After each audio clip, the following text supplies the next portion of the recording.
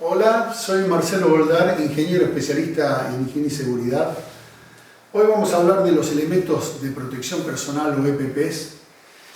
En general vamos a comenzar diciendo que un EPP es un elemento destinado a proteger una parte del cuerpo del trabajador y que por supuesto no va a evitar los accidentes, pero sí puede minimizar las consecuencias de los accidentes. Y es por eso que es muy importante utilizarlos.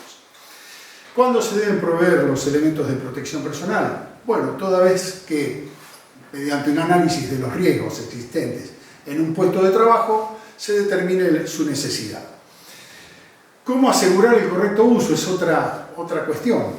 En primer lugar, una correcta selección del elemento de protección personal, como dije, adecuado a los riesgos existentes.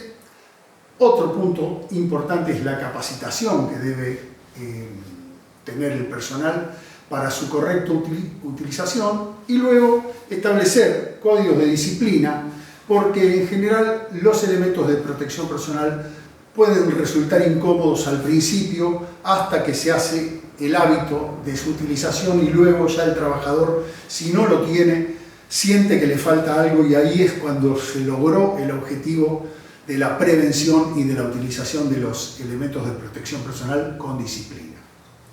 Aspectos legales vinculados a los elementos de protección personal. Todos los requisitos legales están plasmados en una resolución de la Superintendencia de Riesgos de Trabajo, la número 299 del año 2011, que establece, entre otras cosas, que los elementos de protección personal provistos por el empleador al empleado tienen que ser de calidad certificada por IRAN o alguna otra institución nacional o privada o internacional, perdón, que esté certificada por la Superintendencia de Riesgos del Trabajo. La vida útil a veces se discute de los elementos de protección personal. Los elementos de protección personal, por supuesto, van a depender de su desgaste y su vida útil va a depender del correcto uso, de la intensidad del uso, por lo tanto, deben ser repuestos cada vez que se deterioren por el normal uso. Por lo tanto, tiene que haber controles periódicos del propio operario y de su supervisor.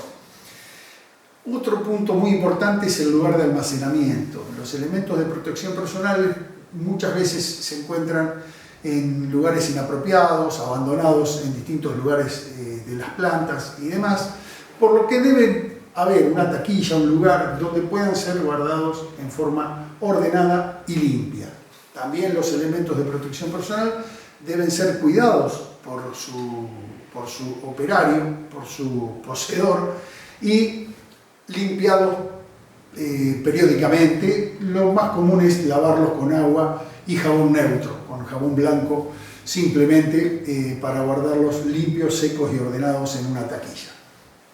Dicho esto, en general vamos a pasar a describir los elementos de protección personal más comunes, comenzando por la protección en la cabeza, donde tenemos el casco. El casco está recomendado para protegernos de contactos eléctricos, de caída de objetos desde altura, como por ejemplo herramientas, bulonería, etc. También como elemento identificatorio cuando se circula por ámbitos industriales o laborales y puede haber riesgo de atropellamiento por vehículos u otros medios de movimiento de cargas, por ejemplo los puentes grúas. Siguiendo la protección de la cabeza, la protección auditiva. La protección auditiva está orientada a evitar la hipoacusia o sordera que se produce como trauma acústico en ambientes donde el nivel de ruido supera los 85 decibeles en general. Hay distintos tipos de protectores auditivos. Están los protectores de copa, como en este caso, que van adosados al casco. Pueden ser esas mismas copas adosadas a una vincha. Y están los protectores auditivos endoaurales que van dentro del canal auditivo, que pueden ser de este tipo, expansibles o de plástico aletados, también los hay. La forma correcta de colocárselo es tomando el brazo contrario al oído que se va a proteger, para tirando la oreja hacia arriba, enderezar el conducto auditivo, el canal auditivo, y colocar el el elemento de protección. Si es expansible hay que esperar unos segundos hasta que se expanda y toma y sella el canal auditivo. La forma de darse cuenta si están correctamente ubicados es que cuando yo tengo la protección auditiva colocada, mi voz es como que retumba dentro de mi cabeza. Eso quiere decir que estoy con los protectores bien colocados. La protección visual. La protección visual está aconsejada en todo puesto de trabajo donde hay riesgo de proyección de partículas sólidas, por ejemplo, operaciones de amoladura y demás, o hay polvillo en el ambiente, y para salpicaduras de químicos. Distintos modelos con protección lateral, pueden ser antiparras completas donde hay un ambiente pulverulento, porque puede haber riesgo de ingreso de partículas por los laterales, por la parte superior. También hay pantallas faciales que completan con una vincha, o también caperuzas completas. En fin, hay muchos modelos posibles de protección ocular. Continuando con la protección en la cabeza, y muy importante, la protección respiratoria. La protección respiratoria debe diseñarse de acuerdo o seleccionarse de acuerdo a los contaminantes que estén presentes en el ambiente laboral. Puede haber humo, material particulado, nieblas, vapores de solventes, en fin. Eso va a definir el tipo de protección respiratoria. Podemos ir de un simple barbijo de material celulósico para material particulado inerte, como polvillo de tierra, por ejemplo, granza. Después tenemos barbijos con doble capa de celulósica y de carbón activado, que tienen la posibilidad de protegernos de algunos vapores y solventes.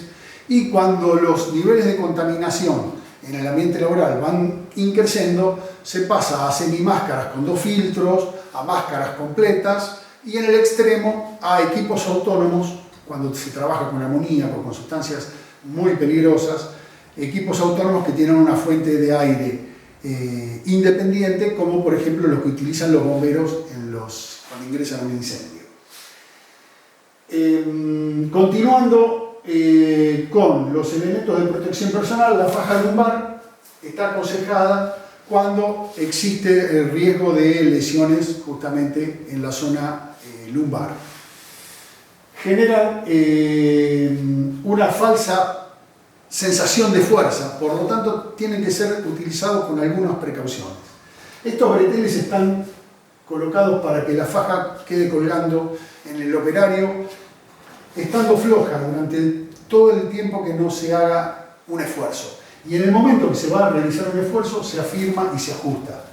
Eso es debido a que, si la usamos en forma permanentemente ajustada, va a generar una paulatina atrofia de los músculos y debilitación de los músculos de la espalda.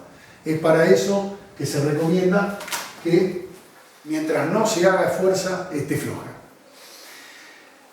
La ropa de trabajo común, la ropa de tela grafa, etc., no es considerada elemento de protección personal, si bien se registra en las mismas planillas de la resolución 299. Protección de las manos. Las manos las utilizamos para todo. Por lo tanto, el elemento universalmente utilizado son los guantes. Guantes hay de variadísimo tipo, pero lo podríamos dividir en 4 categorías. Guantes textiles, como estos, que son guantes boteados, que hay de distintas calidades textiles, hay fibras terriclot, estos son de algodón en particular. Guantes de cuero, que pueden ser también de distintas texturas de cuero, los más comunes son los de baqueta y los de cuero de descarne, depende de la fineza del trabajo que tengo que realizar.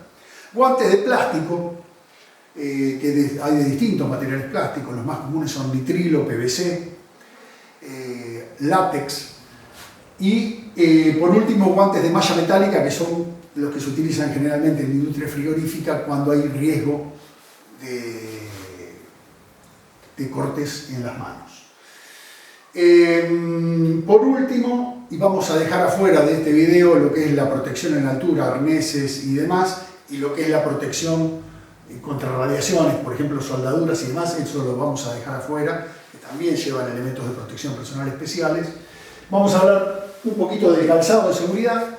El calzado de seguridad va a depender también del tipo de riesgo. Por ejemplo, en la industria frigorífica o láctea se utilizan botas, porque ahí son ambientes húmedos, y en general en el resto de las operaciones se utilizan botines o zapatos de seguridad que tienen una puntera rígida, que puede ser de acero o de un material plástico, resistente a las lesiones, y protegen mucho el pie y la punta de los pies, que son la parte más expuesta del operario a un atropellamiento, a un aplastamiento. Los zapatos de seguridad también pueden ser especiales, como por ejemplo los de alta rigidez dieléctrica, que se utilizan en operaciones que se efectúan bajo tensión y demás, zapatos para electricistas. También los hay zapatos que tienen una lámina de acero que están recomendados para cuando existe el riesgo de elementos cortopunzantes en el ámbito de trabajo. Esto es una breve selección o descripción de los elementos de protección personal, y dejamos el canal de consulta a través de nuestra página web. Nos pueden escribir a www.amgingeniería.com.ar, donde hay un link para consultas.